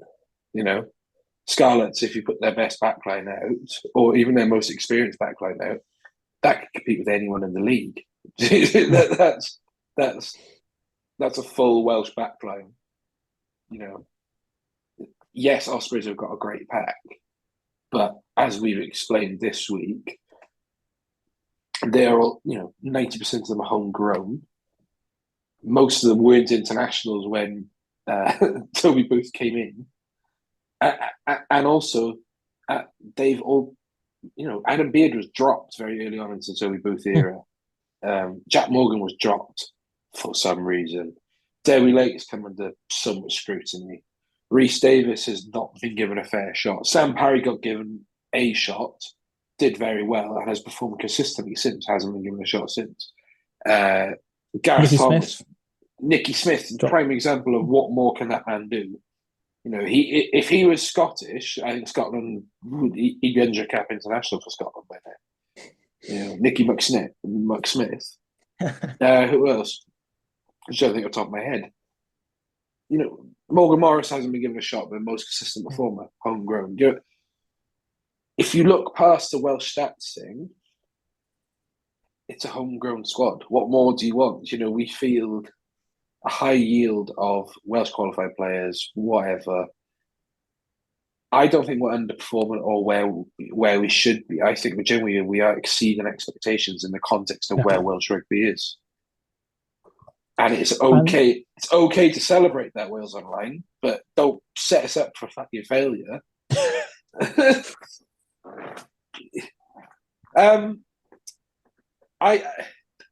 The doing the double over the Scarlets is something that we've had so many big moments this season. I think we forget we did the double and we won in Parker Scarlets in quite convincing fashion, and it was quite funny because obviously Scarlets are a bit rubbish at the minute, and it is quite sad. But we still did the double, and I was like you, Robbie. I was like, do you know what? Come out this with 3 or 4 wins, sneak a win in Europe. At least be competitive in Europe. Maybe we sneak a win at home against Perpignan, who'll send the Espoirs over, and then we'll push Benetton, far. I wasn't expecting 8 out of 13. And with the backdrop of, and again, this is not me disparaging Cardiff because they can't control what the media say about it, is when you've got the media spin of Cardiff being the darlings of Welsh rugby at the minute because, they throw some passes and, they play sexy rugby. They still only won 3 games, 2 of them. What was it? The Dragons. Was it the Dragons twice? Dragons once? Yeah, Dragons. Do you know what I mean? Like, Dragons were 2 of them, and the other one was a Stormers win, which is very good, but the Stormers played awful. And it's not to disparage Cardiff; they can't control what the media says, but we've definitely flown under the radar until now, where they're like, "Oh shit, they've actually won 8 out of 13." The same as Edinburgh and Glasgow, who are regarded as high flyers in the league. So, look, we're doing very well. We're in a position now where injuries are starting to come back. I think we're up to 50 players used now. Wow. We were on 45 very recently. We were second to Leinster the other week. We were second to Leinster's crotchless, AI-generated humans. And speaking of AI, I have to share this.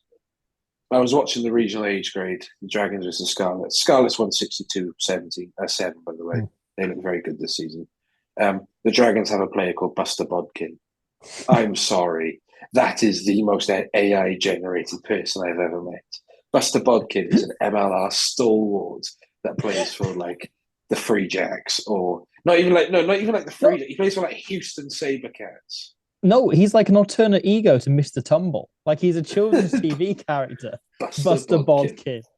Do you want to play another game of Good Player? Oh, always. Because speaking of the Leicester one, has got me thinking. Right, let's do the EDF final squads. Oh, which year? 2008. The year we lost. Okay. The one we won. I'm not going back. So first off, do you remember the referee that day? Would it be Barnes? Chris White. Not Barnes. No, because it couldn't have been an Englishman. Would it have been an Irishman and Alan Roland, everyone's favorite? It was Alan Roland. Oh! It was La Irishman. Yeah. So yeah.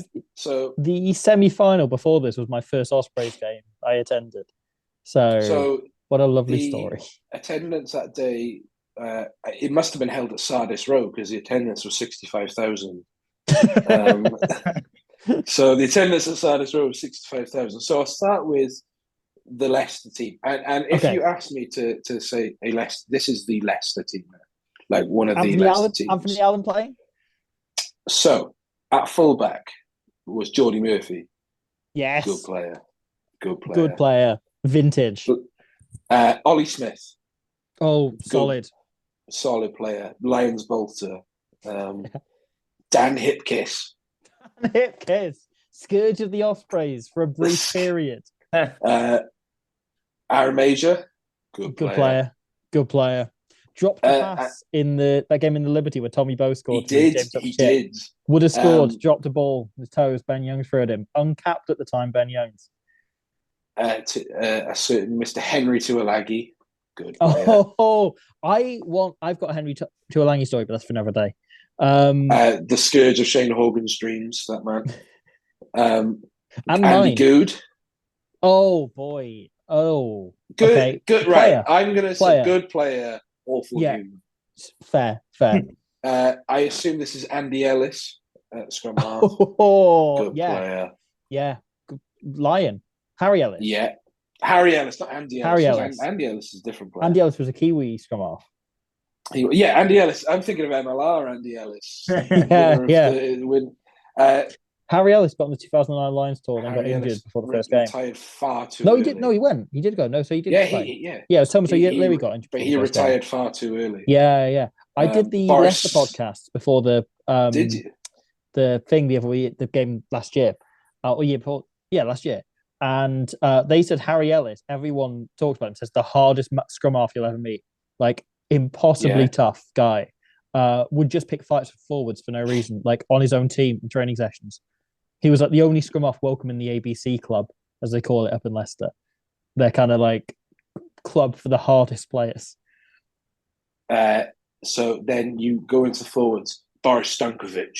Oh, yes. Good player. George Shooter, I believe this is. Good player, George Shooter. Yeah. Martin Castro Giovanni. Oh, hero. Good player. Then you get into the Louis Deacon. Good player. Good player. Martin Benkei. Good player. Also drops the pass. Also dropped. Good pundit. I like Benkei. Yeah. Martin Corrie. Good player. 105-year-old Martin Corrie. Angling for a Lions tour, no doubt. Herring. Not that. I can't remember Herring. Richard Herring, maybe. That sounds. And then a young Jordan Crane. No, Richard Herring's the comedian. Richard Herring is the comedian. Maybe it was him. him. Right, we'll say it's Doing Richard your Herring, podcast. the comedian. Yeah. Stuart Lee came on for him in the second half. On the bench, you had a young Tom Van Dell. Soon to be a Scarlet. Julian White was still knocking around. Young Tom Croft, who'd clearly come back from injury, was trying to get onto a Lions tour. Benjamin Kaiser. And not used, weirdly, was Richard Blaze and Sam Veston. Oh. Good players. Good player. But never. Then we go into the Magners League dominators. Okay, so right, I'll start with the backs. Lee Byrne, good player. One of my favorite players growing up, actually, Lee Byrne. Johnny Vorton. Remember Johnny Vorton? A man who he built a career out of the fact he was faster than Shane Williams. And that was the only thing anyone ever said about him. Like, oh, he's faster than Shane Williams. A player. Sonny Parker. Good player. Probably was after this was his downfall. I think after this was he was like on his way out. Young Andrew Bishop. Good player, man. Yeah. Miss Bish. So good. He's probably just tackled me now. Just yeah. If you say his name 3 times in the mirror, he tackles you. Solid, defensively solid, chin strap. What more could you want? Shane Williams. Good player. James Hook. Yeah. Okay, let's move on. No. A player. No, this was good James Hook. This was good James Hook. This was peak James Hook. Peak of his powers. Justin Marshall. Oh, wow. Yeah. Great player. Yes. Bumfer. Paul James. Good player. Great player. Vastly underrated, I think. Yeah. Especially in an Ospreys shirt. Richard Hibbard. Young Richard Hibbard, this would have been. Very young Richard Hibbard. He went on the Wales tour to South Africa, I believe, this year. Yeah. And immediately got into a fight. If I remember rightly. Adam Jones. Was this the period where Richard Hibbard was sneaking off and playing rugby league on the side? Yes. So I know the story of this, right? So he was playing for Aberafan Fighting Irish, right, under a fake name. But a fake name that was so obvious that I think they just let him do it. Richard Hibbard. I genuinely think it was something like that. It was Richard, and it's not like Richard Hibbard is a man you can't spot. It's not like if you told me that Finn Smith was going to go play rugby league, you had to tell me to pick him out of a lineup. I could not tell you what Finn Smith looks like, right? But if you told me to pick Richard Hibbard, like a young Richard Hibbard, out of a lineup, right, I'd be able to. No offense, Richard, I love you.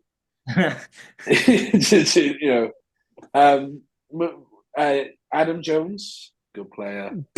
Yeah. Was this? Yeah, it's all right. No, this wasn't corn. This was Cornrows Adam Jones. 2008. Oh yeah, it would have been. Yeah. This was racially ambiguous Adam Jones. A young man called Wyn Jones, apparently. Yeah. So Wyn Jones, a Scarlets prop. Whatever came of him. Yeah. Ian Evans, my favourite player. Good player. 2013 Ian Evans is one of the best and most underrated second rows ever. Who else have we got? Evans? No, we just done Evans. Ryan Jones. Oh man, Peak childhood Ryan hero. Jones. Yeah. Hair sticking up the scrum cap. Marty Holler. Yes. Brilliant player. And then my favourite player of all time, one probably is Philo Tiatia. Oh. The first man I ever followed on LinkedIn was Philo Tiatia. I'm not even joking. Why isn't Philo Tiatia coming up every week? Good player. I remember him being referred to as capital T, capital L, the legend around like Ospreys fan site stuff back in the day. He was just such a great hard-nosed Kiwi bastard. The sort we just don't get anymore. It's the fact that he was about 53 when he signed for us. And you're just like, do you know what? Fair enough. On the bench, I think he was linked with the Ospreys job once. It was either the global search to bring in the best head coach ever, or was it after Alan Clark was dismissed? No, I think it was the global search because I think that's what people were like. They're talking about Tiatia, right? Yeah, like, surely everyone jumped to conclusion after Tandy left thinking, oh, Tier's the man for the job. That's it, done deal. Because he was coaching the Hurricanes at that point, or he was it was in the the Sunwolves, Hurricanes. wasn't it? Oh yeah, it was the Sunwolves. Yeah. Yes. So on the bench, then you had a Brew. I don't know which one it was. Probably Alid. The Owl. Yeah, it would have been Alid. He came on for Johnny Vorton at 78 minutes. Ooh. Bit of a waste. Like, no offense, I'm starting Brew over Vorton. Vorton, no clue, said no one ever. Jonathan Spratt, the 6 out of 10. Oh yeah, the most average player to ever exist. Man, my big man breakthrough, that epitomised the possibles versus probables game. Which, right, by the way, I was reminded of this because I've got the program like somewhere in my next room of that game. We are going over that game soon because that game was a fever dream, right? That was the best game I think I've ever watched. This episode started as the most professional we've ever been, and it's descended into the most in a pub we've ever been. Well, we've got no rugby to talk about next week. Yeah. So Owen for Hook. So who would that be? Is that Gareth Owen? Gareth Owen. No, the other Gareth, because Gareth Rees Owen now is Gareth Rees Owen because there's a player Gareth Owen at the time who was Gareth Owen, primarily a fullback, played 10 a bit, then moved into the centre when he went to Leicester. Duncan Jones. Oh yes, the Mohawk. The Mohawk, yes, of course, yeah. Duncan shaved off his hair. He looked good. Weirdly, Paul James played 73 minutes this game. Wow. Hugh Bennett came on. Good player. Good player. Yeah, by the end of his, one of those players who had the best form of his career right before he retired. Yes, Ian Goff. Good. This was pre-Gatland. So he wouldn't have had... This is where he was about to get his Wales resurgence, where Gatland basically said, your job is to hit rucks and do nothing else. And he was amazing. And then, of course, Jonathan Thomas. Oh, standard, yeah. It was an Ospreys team from that era, playing every single position. Possibly one of the best teams from that era. Because who else was playing in that era that wouldn't have been playing that game? Henson would have gone, wouldn't he? No, Henson was still there. Yeah, who else could have gone? Henson would have come into that team. So probably for Jonathan, not for Jonathan Spratt, but Nicky Walker missing. Nicky Walker, yeah, he was trending along somewhere. Tommy Bowe signed the following season, I think. Tommy Bowe did, yeah. So yeah, that's pretty much probably the best team we could have put out because that was pre. That was only for 6 subs. That was pre-7 subs, wasn't it? So I think this should be our little thing now where we do good player every week and we go through a random Ospreys game. I think we need some interaction on social media. Just people just chuck random Ospreys games from nowhere. Yeah, yes. Yeah, find us the most obscure Ospreys games from regionalisation and we'll play good player. It could even be a time from when Tom Haberfield scored a brace like against Northampton or the ones I'm thinking of are that Northampton game where Hanno Dirksen puts George North on his ass, if you remember that. That's a really data video. And I always remember it because I know Jamal Ford-Rump so well, and there's a bit where Dan Evans just skins him. The other one I'm thinking of is the Ospreys Exeter game, the Josh Matavesi interception try, the slowest interception try that's ever existed. What else am I thinking? See, we could be really obvious and do the Leinster final, which I think would be a good one to revisit. That's like an end of season treat for us. We could do the Leinster Josh Thomas game. Yes, that would be a great one to do because it would just be like Josh Thomas, best player to ever have existed in the history of the Ospreys, and I love him dearly. And then Sam Cross, Sam Cross, good at opening Aldi's. Great at opening Aldi's. So good at it. He opened the Aldi near me right after I moved. I was gutted. That's such a Welsh rugby thing. But it was an Olympic thing because they clearly signed this Olympic contract, and then Sam Cross is clearly that shit. I've got to open like 12 Aldi's around the whole of the UK. Why can't they all be in like Trimsaran or? Do you think that's why he's gone to Newcastle so he can open Aldi's in the northeast? Yeah. Do you think it's like he's got up as a regional manager? He's not actually playing rugby. He's an Aldi regional manager. I love Tom. He will always be remembered for weirdly winning the Wales Cup against New Zealand and the gas and air clip at Sale where he's got the whistle. So absolutely. One game against Saracens that got him in the Welsh squad, and is still the thing which he wasn't about. supposed to play. Yeah. He came in, ended up playing like 10 minutes on the wing, and they were like, we need that lad in the Welsh squad. Because he does the Ethan Roots thing where he hits Farrell like 3 times. And there's a bit where he rubs Farrell's face in the ground in the 4G, and Farrell gets up and starts like squaring up to him. And you're like, oh my God, you are everything I've been looking for since Jerry Collins left. So yeah, I think definitely I think good players should be our new thing, because these are great fun. The Gloucester one was a fantastic one last week. That was a really good one. Gents, any other business before we? Well, it's funny you should ask. The Department Q franchise, all of them are on Viaplay. I've only seen the first one, The Keeper of Lost Causes, which came out in 2013. And this has become Sweden's biggest film franchise now. They're about 2 detectives who go back through the archives and solve unsolved cases. Wait, what's it called? The Department Q franchise, Sweden's biggest film franchise.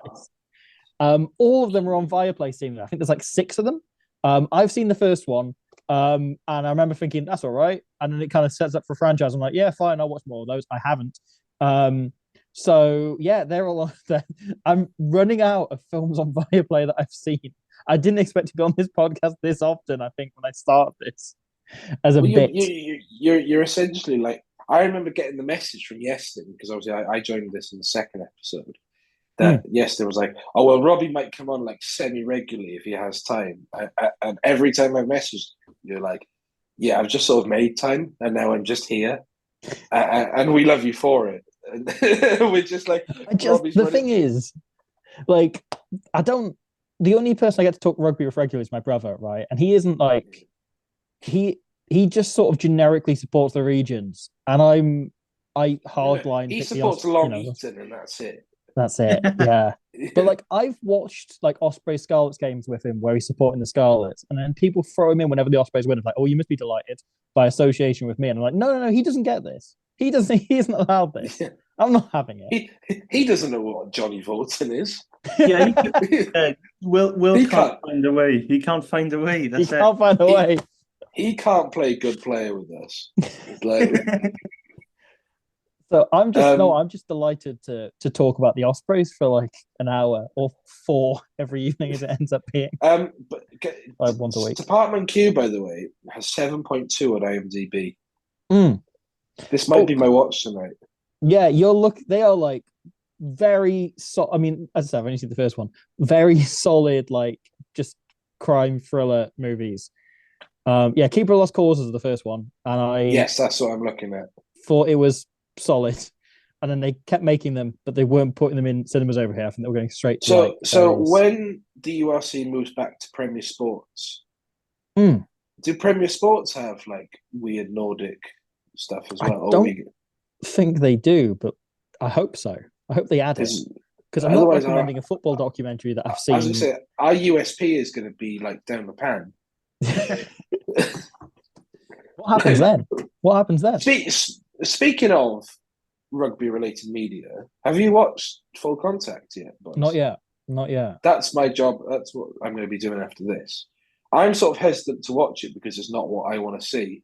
Like, I genuinely want to see like the weird players. Like, give me an hour on Jonathan Spratt and what he's doing there. That's what I want to see. No, I love Ellis Gaines, but his story has been done to death. Like, the ones I'm interested in looking at are like Seb Negri. Like, that's a genuinely interesting story. Yeah. But it also gives me like the little tidbits of like the pre-Scrum 5 interviews that like Sarah Elgin or like Catching Hellers would do, where they take like Morgan Morris on a Christmas tree farm. That's what I want to see. like Kieran Williams and Scott Gibbs, like, you know, comparing biceps in Nice Rugby Club. That's what I want to see, not, you know, Louis Rees-Zammit walking around Llandaff. You know, so what I'm saying is, if there's anyone out there who wants to make alternative rugby media, and I'm not talking about like deeply right wing rugby media, like proper alternative rugby media. I mean, I'm giving it a go. Well, you're not following Reece. No, I know what you in mean. a shopping centre. Yeah. That's what I want to see. I'm not filming it. Yeah, like I once met Dimitri Arhip in the club shop where he was sending like kit back to Moldova, and I'm like, that's what the documentary I want to see is Dimitri Arhip just going about his day, and he just like walking through like town and seeing like what would Dimitri Arhip do if he had to go into the works. Like something like that. How would Dimitri Arhip react to going into the works? You know, like this is what we need to see on rugby media. Is like, especially like the import players, like Jack Walsh. What can we send Jack Walsh to? What was Jack Walsh's reaction to the pitch in Bridgend? Yeah, it's like a behind the scenes. Well, like we send Jack Walsh to like a Love Spoon factory and see what he says. Like, this is what we need to do. Send him to like one of those quite depressing cafes on Swansea Beach. Oh, and just have him compare all of that experience to what he grew up with. We can send like Will Hickey to, I don't know. Where can we send Will Hickey? That would be Will Hickey and his Sam Davis lookalike friend on like a buddy cop series that they did.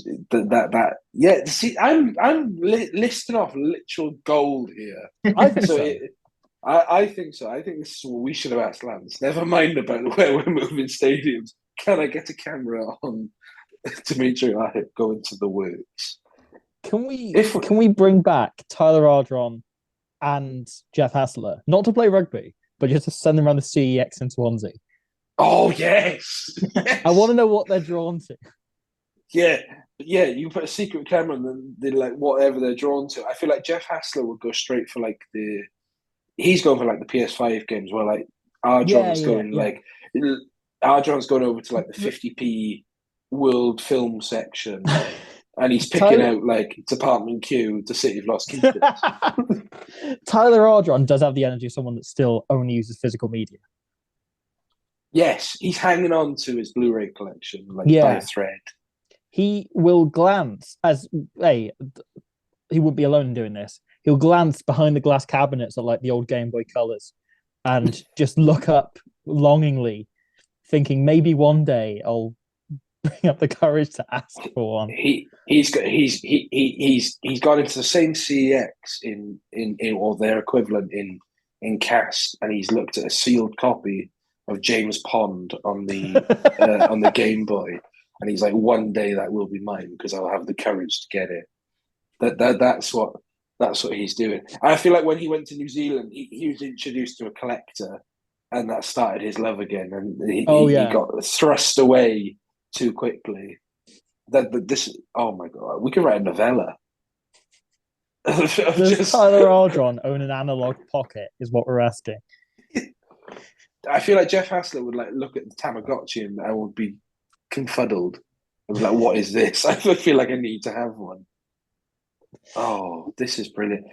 I'm going to be thinking of these all night. Jeff Hassler is a trade in the previous year's FIFA kind of guy in CEX. Yes. Where Tyler Ardron is a go around and look for like treasure trove bits that you might not expect to find kind of guy. We had the CEO of the Ospreys on like an hour ago. Yeah. Tyler Ardron has gone and bought season 3 of Gilmore Girls. Yeah. That's what he's not the box set. He's got the rest. He's just like, do you know what? I really like the box set of season 3 of Gilmore Girls. I'm gonna buy season 3. Like that's the type of energy I get from him. It just lies on his coffee table for months. He doesn't properly stack it away on the shelf. I feel like he would have been the worst person in the clubhouse to talk to. He's like, Lorelei, man. Like, you know, he's going off like some deep rants about like the motivations of characters in Sex and the City and Gilmore Girls. This is why I feel like, if Ospreys players went to CEX, what would they be drawn to? Right, and that's my new thread for this week. There's no rugby on. I am going to do a thread of question for next week. Players went to CEX. That's going to be the thread, what they're drawn to. Right, we need to bring this episode to a close because, as Robbie said, we literally had the CEO on talking about really serious topics, and now we've played good player, and now we've gone off on a tangent again. Harley Worthy is going to message me saying, "What have you done? You've done it again." Because he messaged me the other week when we did when I made my comments about we had Gloucester didn't have a pot to piss in, and then they ended with a pot to piss in that had Adam Hastings in it. He was like, "I can't get this image out of my head now." So yeah, right. Huge thank you for the support you've been giving us. The numbers are just blowing up my mind every week, as do the boys as well. You know, our little community, our little pocket. Huge thank you to everyone who spots us on Twitter. Obviously, this weekend was huge for us in terms of having Lance on, but the win at South Africa as well. You know, it's starting to pick up traction with the players as well. They're liking the post, getting involved. Yeah, brilliant. You can find the boys on their regular socials. Iestyn, Iestyn_Thomas21, Robbie at Squiz Rugby. Good NFL video, by the way. I'm halfway through it. That's very different. Them type of videos are great. Your Six Nations stuff coming out this week? Yeah. There's something hopefully early next week. There's two things hopefully early next week on, I guess, challenges teams are trying to solve in the Six Nations coming up. Wales is being shit. We've got these. What is this I've got in me? I got halfway through writing one on Wales and changed my mind to write one on Ireland because I hate them apparently. But that's a whole other thing for another day. Right, but brilliant. Can't wait for them. We have not got a game now until the 18th of February. It is Ulster at home, where there will be the Lance Bradley Q&A. So anything, the news that we get that before, near the time, we will post on the socials. Please leave us feedback. Lance is very keen to get back on the pod, especially when more and more stuff comes out. We appreciate that. Maybe not everyone's questions are answered because he simply can't answer them. He's been in the job literally 2 weeks. But we're really keen. We'll definitely try and catch up with him when we're back down the stadium. We play Sale in the last 16. I feel like we glossed over this. It's a very winnable game. Tough one, winnable. It's tough, but winnable. And looking at maybe if we were looking to more solidify a win, Connacht would have been the better draw or Bayonne. But Exeter decided to be shit. So yeah, still a winnable game. Looking forward to that. We'll talk more about that in sort of the fallow weeks. We haven't decided if we're going to do pods during the Six Nations. It's a busy time for all of us, and there's just not much to talk about. But actually, we might do good player for an hour. So if that's something that we decide to do, we'll let you guys know. But if we don't have a beautiful Six Nations, it is the best time of the year, and we'll see you in 2 weeks' time to preview the Ospreys v Ulster game. Thank you all. Max Nagy would go around buying Xbox One games in great quantity, but hasn't upgraded to an Xbox Series X yet. Oh, good. Right, he's stop. He's a follower of the pod as well, so he might actually pick that. Goodbye, everyone. If you can film that for us, that'd be superb.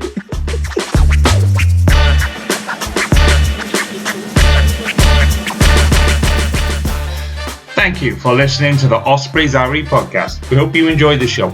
Please subscribe, rate and review wherever you listen to us, as it really helps spread the word. You can find us on all the usual social media channels or email us on welshregionalrugbypod@gmail.com. And remember, whatever the question, rugby is always the answer.